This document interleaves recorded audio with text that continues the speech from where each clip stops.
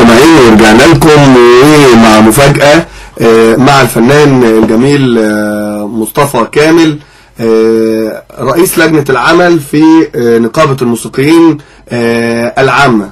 الفنان الجميل مصطفى، اهلا وسهلا بيك يا محمد. اهلا بحضرتك. معاك في الاستوديو معاك مصطفى زغلول، ومعانا ضيوفنا الموسيقيين البورسعيدية، الفنان الجميل عادل نور الدين والفنان طلعت عبد المقصود، ومعانا كمان الموزع الموسيقي محمد صلاح. اهلا وسهلا، اهلا، منورين الدنيا. كل سنه وانتم طيبين وسنه سعيده عليكم، وتحياتي لكل الموجودين. واسمح لي بس اصحح معلومه ان انا رئيس لجنه العلاقات العامه وليست لجنه العمل. رئيس لجنه العلاقات العامه. احنا اسفين طبعا. الفنان الجميل الاول اللي احنا بنحب نبارك لك على فوز الزمالك، صح؟ 2-1. فناننا الجميل مصطفى كامل، طبعا الفنان ضيفنا العزيز عادل نور الدين قال انه اشتغل مع حضرتك فترات طويله في اسكندريه وفي غير اسكندريه، صح كده؟ طبعا عدلي حبيبي، عدلي من رجالتي واخواتي ومن الناس المحترمه جدا كمان، اللي انا بعتز بيها، يعني بعتز بيها على المستوى الشخصي قبل الفني كمان. انت اخويا الكبير وانا اتشرف بيك في كل حته ابو فتحي. ربنا يخليك يا عدول. ازاي صحتك؟ انت صوتك بعيد عليا ليه؟ طب انا مش سامع كويس ليه؟ الله يخليك يا بيه. ازاي حضرتك ابو فتحي؟ عامل ايه يا حبيبي؟ ازيك يا عدول؟ ازاي صحتك؟ ازاي صحتك؟ يا رب تكون بخير. كل سنه وانتم طيبين، وتحياتي لكل موسيقيين بورسعيد. الله يخليك يا بيه. الناس الجميله اللي وقفت رجاله في انتخابات. الله يخليك يا بيه. كان ليهم دور ايجابي جميل الله يخليك. ان شاء الله كده يا رب باذن الله بالتوفيق ليهم في اختياراتهم. انا عرفت النقيب كان عندهم، بس حضرتك احنا كنا متنبئين اللي حضرتك جاي معاه، يعني كنا متعشمين في كده. والله يا عدلي بص هقول لك للامانه، انا كنت في اسكندريه، الناس بتحبك. علامه عادل شمس قال لي ان انت في اسكندريه والناس هنا بتحبك، وكانوا عاوزين يشوفوك ويقعدوا معاك وتشوف المشكله اللي عندنا، بس عشان انا عارفك انت ايه. انا دغري للامانه يا عدلي، زي ما وعدتك انا المره اللي فاتت لما اتكلمنا عن النت مره، قلت لك انا اقسمت يمين الله الا اتدخل في اي تعيين لاي حد. عشان لا مش تعيين، لا حضرتك مش تعيين، مشكله. لا مش مشكله. انا عارف ان طبعا اداره لجنه العمل في بورسعيد عارف ان فيها شويه مشاكل وفيها شويه حاجات كتير. انا دايما يا عدلي متهم ودايما لا يا بيه، لا لا لا لا لا لا خالص. لا لا لا لا مين اللي قال؟ حضرتك انت كنت واقف معانا من ايام الثوره وفي الشارع وبتهتف للموسيقيين، وانا كنت متواجد، وكان عندي شغل في اسكندريه وزعقت للمفتش اللي كان بيحصل. انا لما اجي اشتغل انا مصطفى كامل اول واحد تاخد مني، وانا كنت حاضر الموقف ده. حصل الحمد لله عدلي. والله بص، واحد عدلي تخيل هيرتقي بنفسه، يعني يعمل لنفسه مجد هدفي كده انه يعمل حاجه لزمايله، انما للاسف برضه على النت انت عارف فيه اكتر من معلش هم من كتار، هم ناس عايزه تخرب النقابه. لا لا ان شاء الله خير، ان شاء الله خير يا استاذ مصطفى، وكلنا معاك وكلنا واقفين معاك. الجمعيه العموميه النظيفه اللي زيك يا عدلي وزي ناس كتيره من زملائنا الموسيقيين عايزينهم يلتفوا حوالين. الله يخليك. لا احنا تحت امرك وتحت امر النقيب، بس كان هدفي من السيد النقيب يكون هنا عشان يشوف مشاكلنا، مش عشان يجي يشكرنا بس. هو قال انا جاي النوبادي عشان اشكركم بس. اخد بال حضرتك؟ انا والله ما اعرف اللي تم. انا كلمني الفنان ايمان بحر درويش فعلا قبلها ب3 ايام، وقال لي مصطفى انت معايا يوم الاثنين في بورسعيد وكل منتظرينك. فانا للامانه عشان انا ما اتعودتش اكون كذاب ومش لا لا لا يا بيه، لا. انا كانت في حملات عشان الناس المخالفه في اسكندريه، فكانت في حملات من المصنفات والسياحه والاداب، وكنت عارف والله ان انت في اسكندريه. انا سالت عليك قالوا لي في اسكندريه والله. وتعمدت عشان ما اكونش كاذب برضه، عشان انا ما بحبش اكذب، تعمدت ان خطوه بورسعيد انا فاهم ان هي مروحه لتعيين الرجل المناسب للجنه الله يفتح عليك، الله يفتح عليك. بورسعيد انا بكلمكم بمنتهى الامانه، الله يفتح عليك. تحت اي ظرف من الظروف عمري ما هكون راجل كذاب. لا يا استاذ مصطفى ما تقولش كده عشان عيب. انت اخ فاضل، ومعروف عنك ان انت ابن بلد وجدع، وانا اعرفك اكل معاك عيش وملح، اعرفك كويس جدا. فوالله يسامحوني، تعمدت ان انا ما احضرش، انا اسف، ما احضرش لاي حاجه انا مش عارف، يمكن انا برضه ما عنديش خلفيات يا عدلي، انا ما اعرفش في بورسعيد غير عدلي نور الدين واحمد ابو المجد، وما اعرفش مين قبل كده ادار او هيدير، لان انا برضه عمل النقابي ضعيف وكان دوري النقابي تقريبا معدم. يعني انا كنت بلعب مع النقابه على فنان بس موجود. اما دخلت العمل الاداري لقيت ان في بلاد كتيره انا ما اعرفش طبيعتها وما اعرفش مين الناس. طبعا اذا كان عدلي ولا اذا كان احمد ابو المجد ناس وقفت وقفه جت ايام الانتخابات. ده الواجب علينا، ده واجب علينا، وكان ليها دور كبير في اللي حصل. فبيني وبينك قلت اشيل نفسي من الحرج في اني لا. الاستاذ احمد ابو المجد معتذر.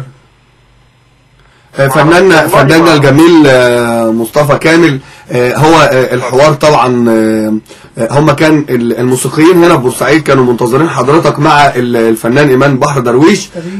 يعني اولا طبعا كانت هتبقى اول زياراتكم بعد الفوز في الانتخابات الاخيره، فطبعا حضرتك رمز من رموز الفن في مصر، كانوا منتظرين حضرتك. دي حاجه. الحاجه الثانيه كانوا منتظرين ان حضرتك حتى لو كان في تغيير احنا مش عايزين تحايد، يعني حضرتك تنحاز جهة ضد جهة أخرى، ولكن للمطالبة بالتغيير.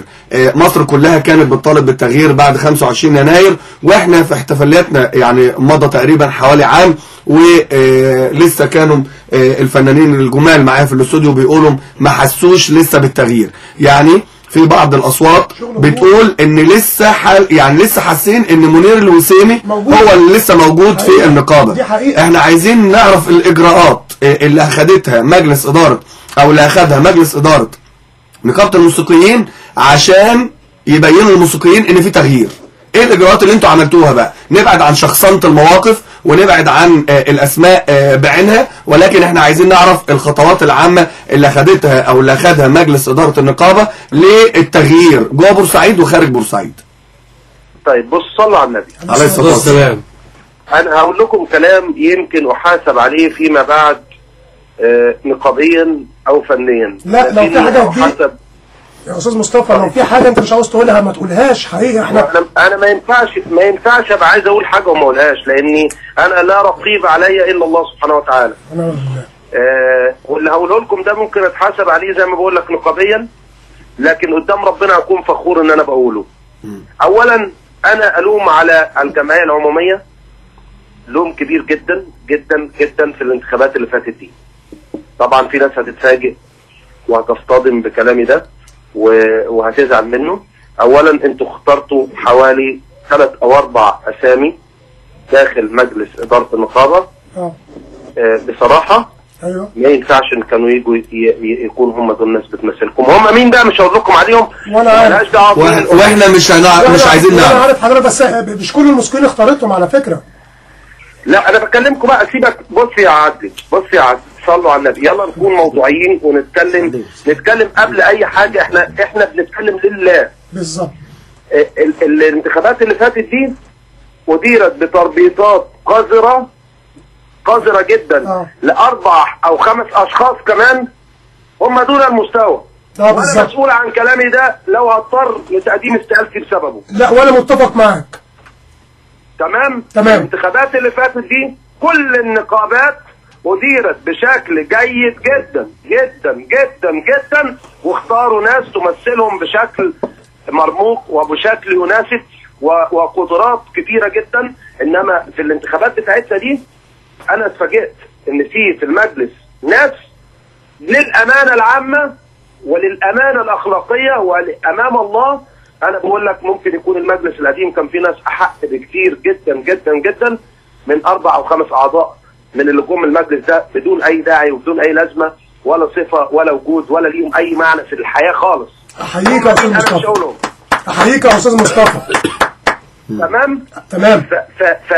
فنتكلم بقى دي خطوات. لما تيجي نتكلم عن الاصلاح وعن ما تم اقراره من جديد، اولا كلكم تعلموا ان انا قعدت فتره حوالي 3 شهور على خلاف مع ايمان البحر درويش. تمام. الحمد لله. تمام.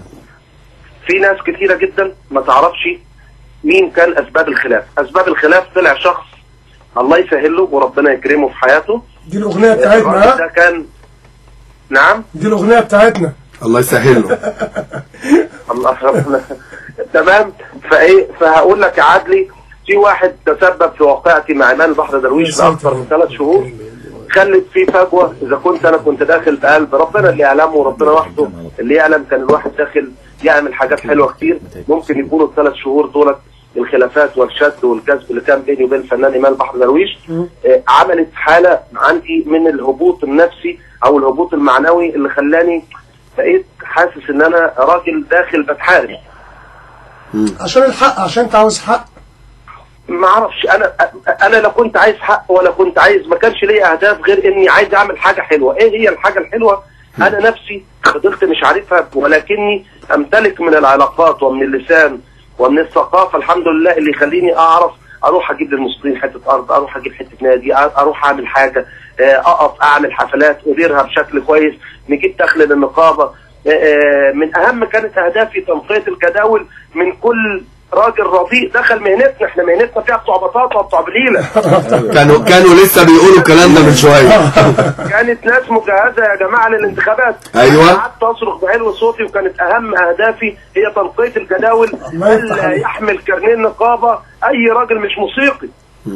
عشان لو انا عندي 1800 كانوا معمولين عشان الانتخابات، وهم بتوع بليله وبتوع بطيخ وبتوع سردين وبتوع ملوحه، لا انا عندي منتسبين بقالهم 20 سنه و25 سنه ضيعوا عمرهم في المهنه دي وما زال منتسب. اما اشيل الحساله دول واجيب ابن مهنتي اكرم لي بكتير. كلام صح. تمام. انضف لي واشرف لي، حتى لو هيدخل بعد كده مش هيختارني، انما هدي الاحقيه لانه راجل موسيقي، هو ده اللي يبقى عضو عام.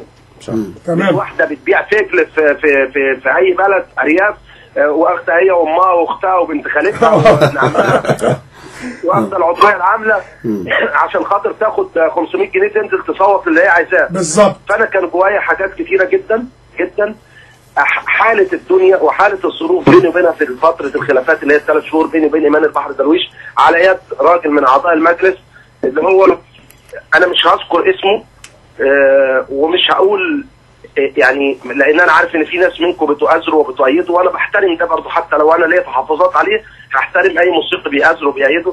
لكن بعد ما مدينا ايدينا لبعض انا وايمان البحر. حضرتك يا استاذ مصطفى، انا كتبت على الفيسبوك على طول قدام الناس كلها: من يخطأ يتحاسب مهما كان. يا عدلي انتوا كلكم بتشوفوا من منظور تاني خالص. يا عدلي تعالوا المسوا الواقع يا جماعه. يا جماعه الراجل المحل التحيي ده اللي هو كان سبب الفتنه بيني وبين ايمان البحر درويش، هو انا مطول عليكم واخد لا لا لا لا لا بالعكس براحتك. يعني معلش لو انا مطول شويه. لا هي دي قضيه، احنا في برنامج اسمه برنامج وجهه نظر، بنناقش القضايا المهمه لفئات الشعب المختلفه، ففئه الموسيقيين عندنا دي قضيتهم يعني. يهمني بس ما اكونش واخد من وقتكم كتير، انا اسف. لا حبيبي، لا خالص. اول بنود الفساد يا عدلي اتفضل يا بيه في الشخص اللي انا بتكلم عليه ده، احنا يا عدلي عندنا قانون في النقابه بيقول ان المطربه الاجنبيه بتدفع 150 جنيه رسم نسبي. تمام.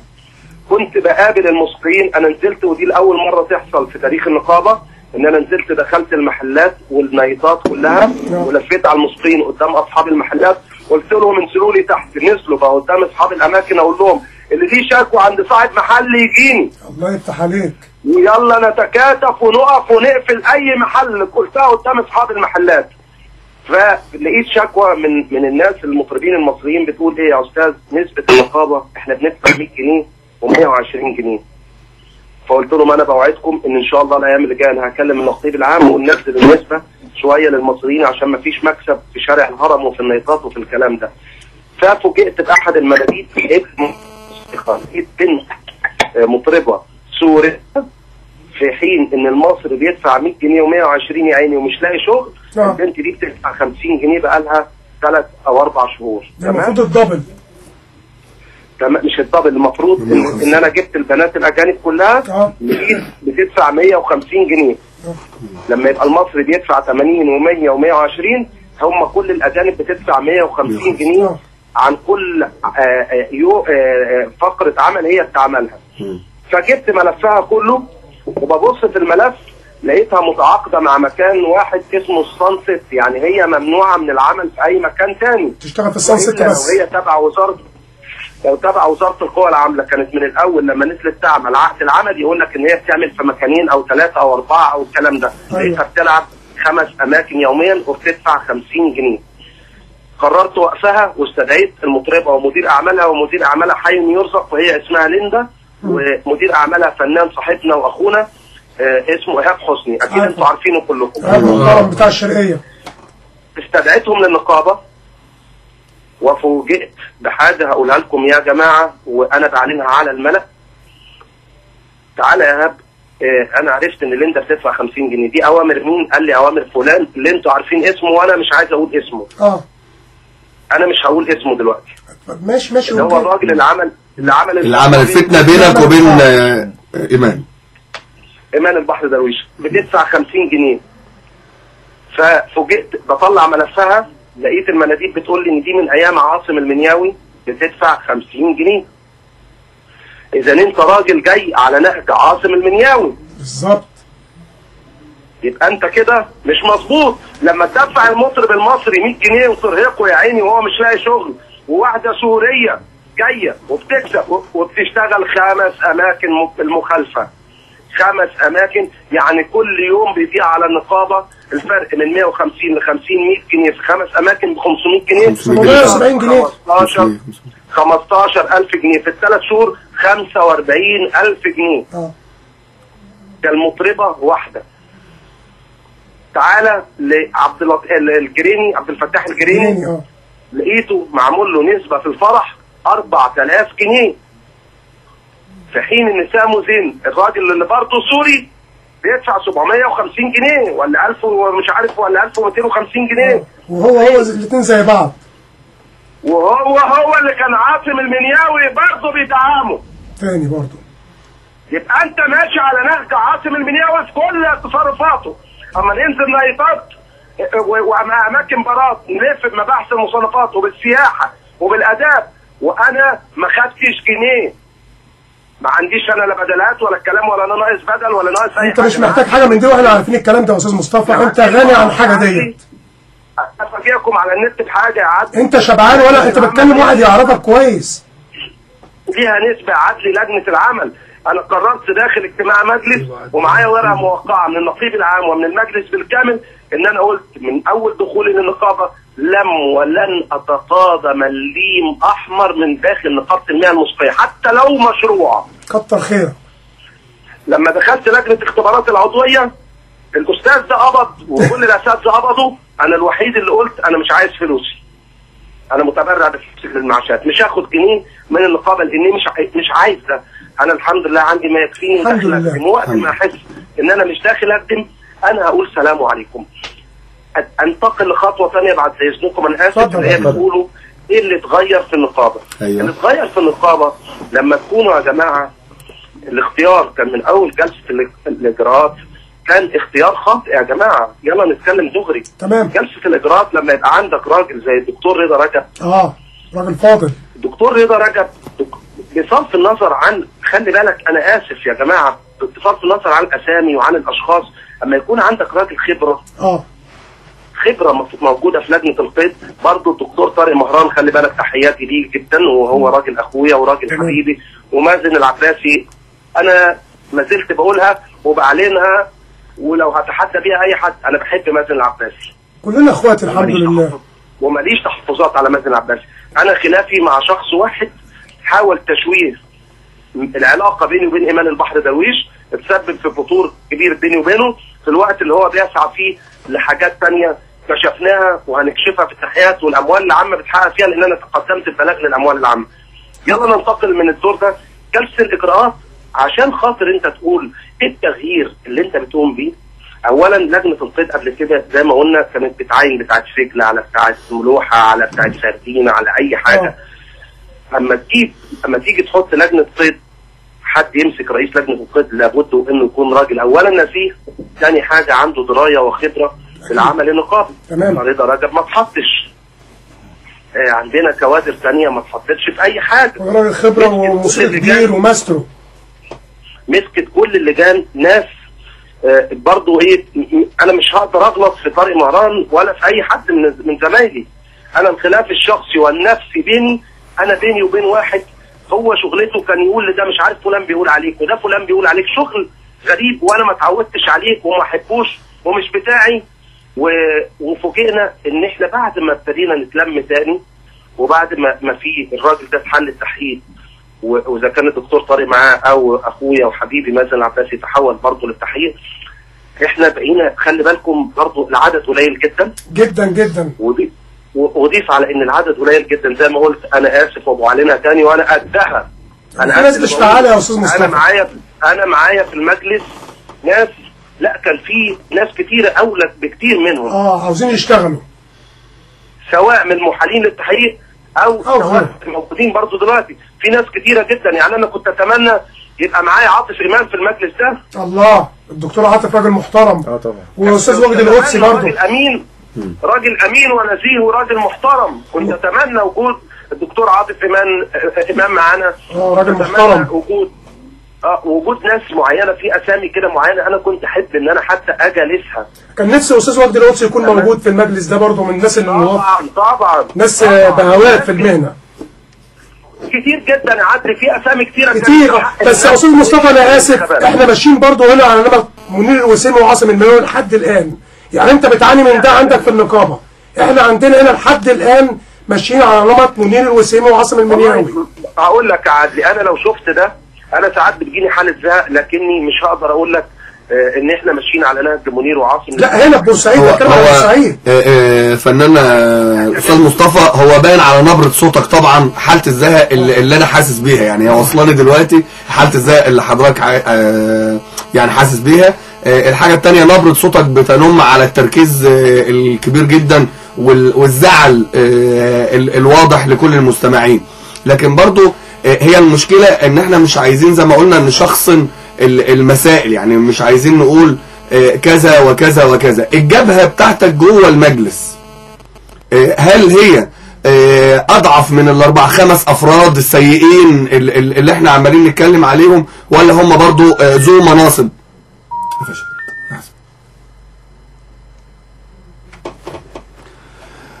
طبعا هو واضح كلام جميل كلام، وكمان باين على نبرة صوته الخنقة اللي هو فيها. فطبعا يعني احنا عايزين نقول، انت شفت هو قال لك ايه؟ قال لك ده في ناس ماشيه على نمط منير الوسيمي وعاصم المنياوي هناك. هو مش عاجبه ده. طب ما احنا عندنا ده بالفعل شغال. هو اوريدي بيقول كمان ان في ناس متحولين للتحقيق يعني، وفي ناس ما تصلحش يكونوا في المجلس. كان يتمنى ناس ثانيه زي الدكتور عاطف امام، زي الاستاذ وجدي القدسي، زي الدكتور علاء، في ناس كويسه برضه كتير. اللي انا عرفته من بعضكم يعني قبل تسجيل ان انتوا قلتم ان ممكن ده هو بيتكلمنا كمان اهو تاني. الو معلش. ايوه معلش الخط قطع استاذ مصطفى.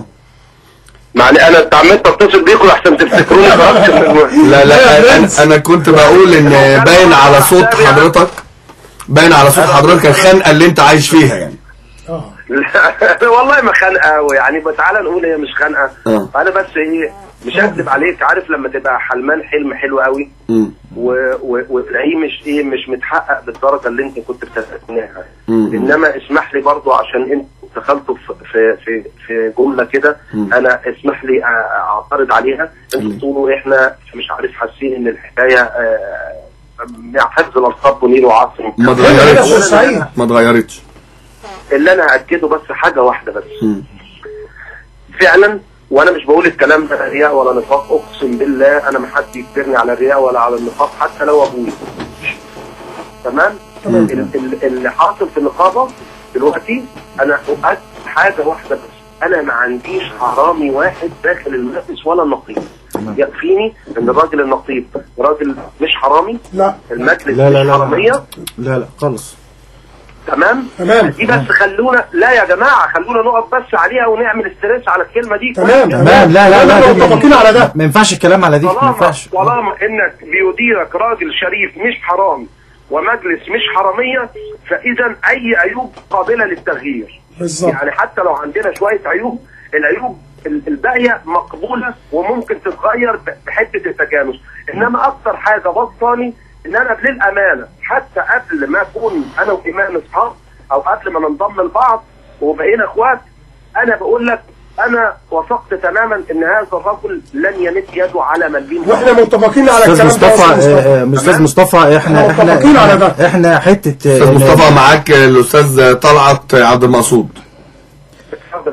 حبيبي يا استاذ مصطفى، احنا طبعا في حته الامانه بالنسبه للاستاذ ايمان ما ينفعش الكلام فيها خالص، لان طبعا احنا عارفين ان هو فوق الاحترام اساسا يعني.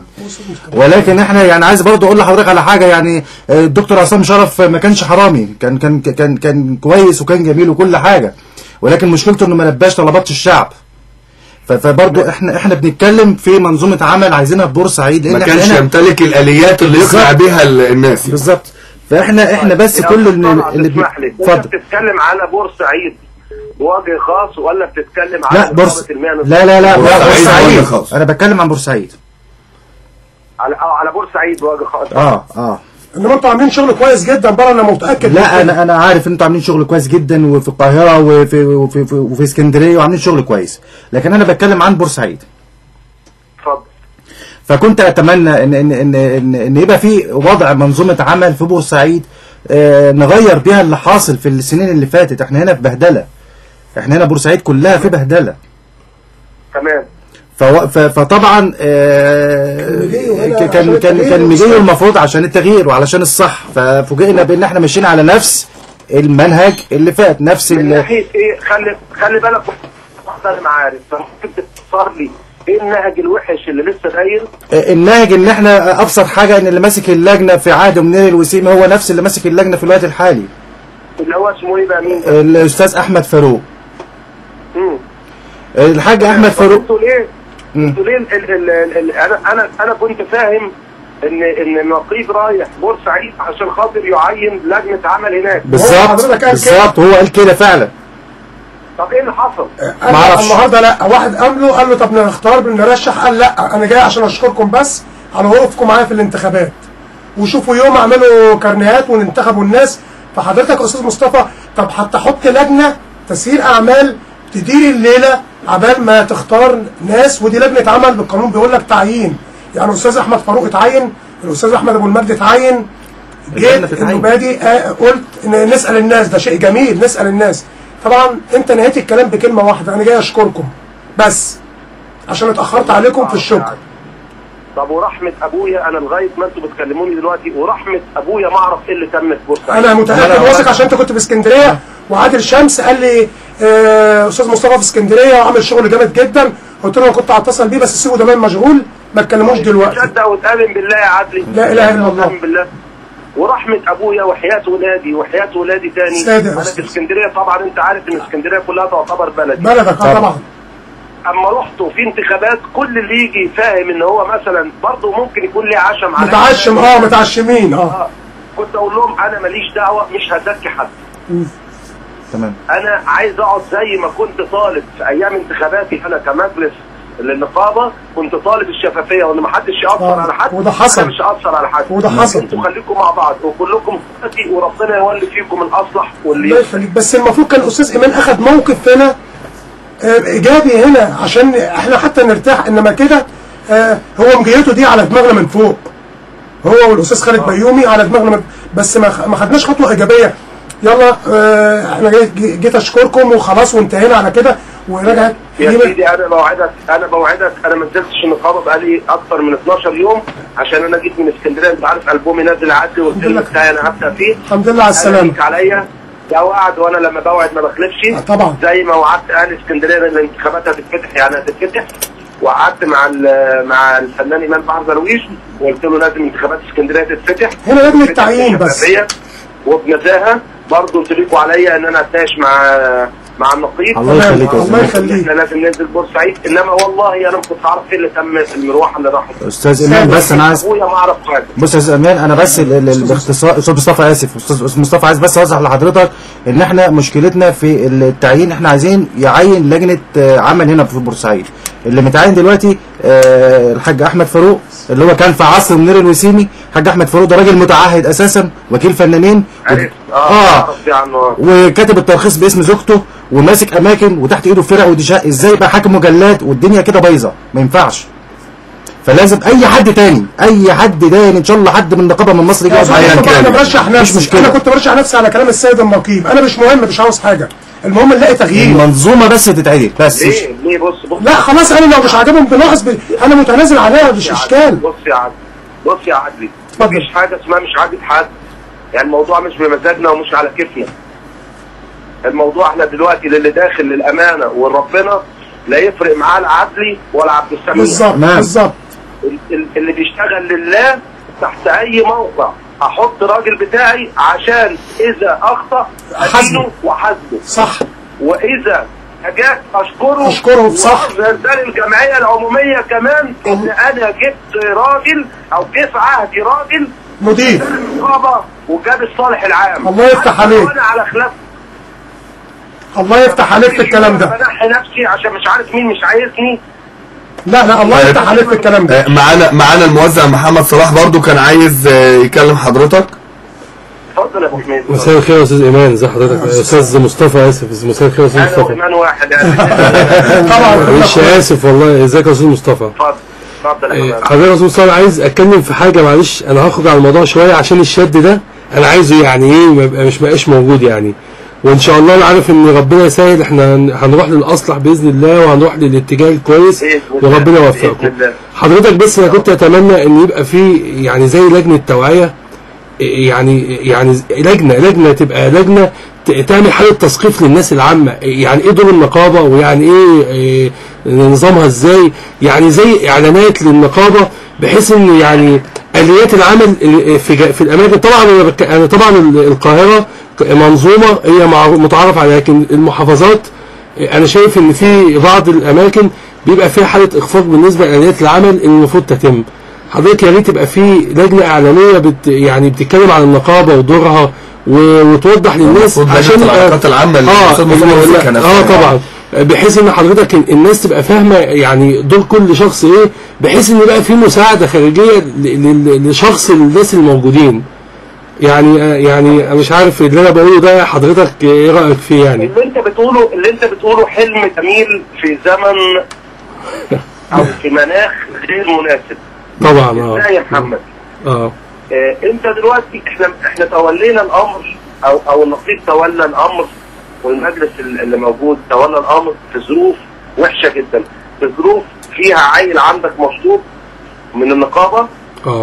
كلنا نعرفه، عدلي يعرفه كويس جدا ويعلم هو مين. ايوه بيحاول يثير اي حاجه ويعمل اي افلام واي بلبله واي دنيا. عندك واحد محلل تحقيق في جرائم زي ما بقول لك ماديه وادبيه واخلاقيه، عمال يروح على القهاوي ويعدي ويتكلم في الوقت ده نفسه. انا بقول لك برضه في المجلس في ناس مش ما بتشتغلش يا جماعه. تمام، احنا عارفين ده. كلام ايه؟ انا مش عاوز اذكر اسماء، انا عارف.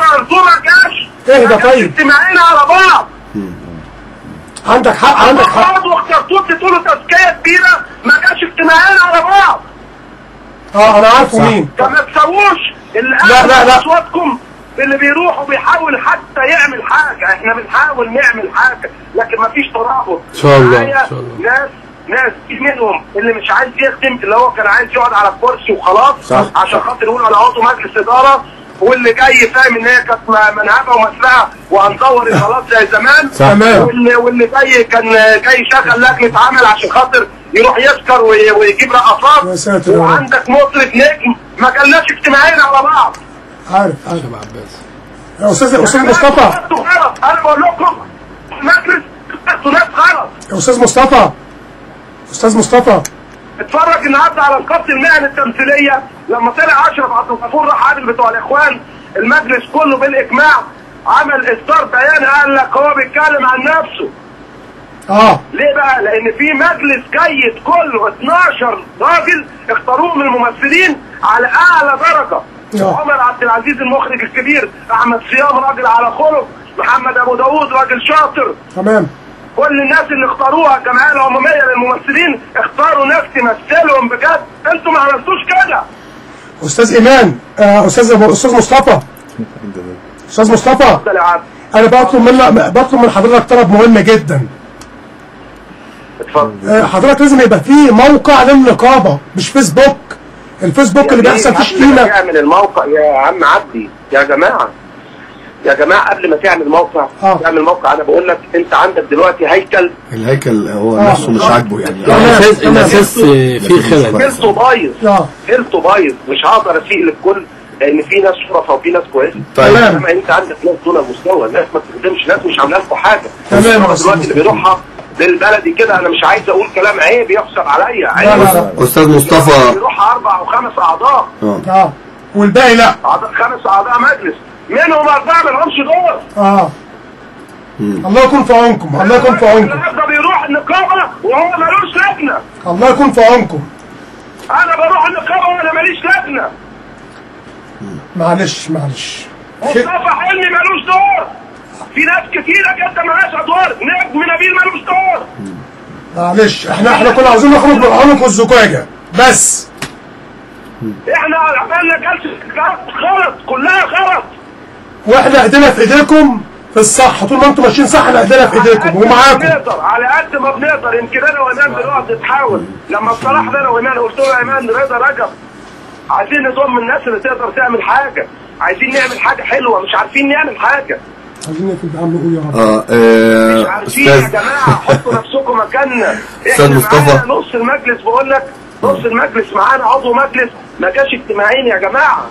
استاذ مصطفى طبعا هو الكلام معاك ممتع جدا، بس هو الوقت أزف معانا جامد. الى جانب طبعا ان حضرتك واضح عليك الانفعال الشديد جدا يعني. احنا بنشفق عليك. الناس متهمه في راجل هو ماسك نقيب دلوقتي، وفي اللي بيجوا المجلس كله على بعضه 4 اعضاء. بقول لك انا بكلمك وانا مسؤول عن اللي انا بقوله. طيب ما هو خلاص يبقى الحل بسيط. اجتماع جمعيه عموميه غير عاديه يطالب به مجموعه من الاعضاء الموسيقيين، الاعضاء العاملين، وتعاد هيكله او يحصل انتخابات ثانيه. يعني الموضوع بسيط يعني. انا عن نفسي لو فعلا هنضمن انتخابات جيده للمجلس انا اول واحد بقدم استقالتي.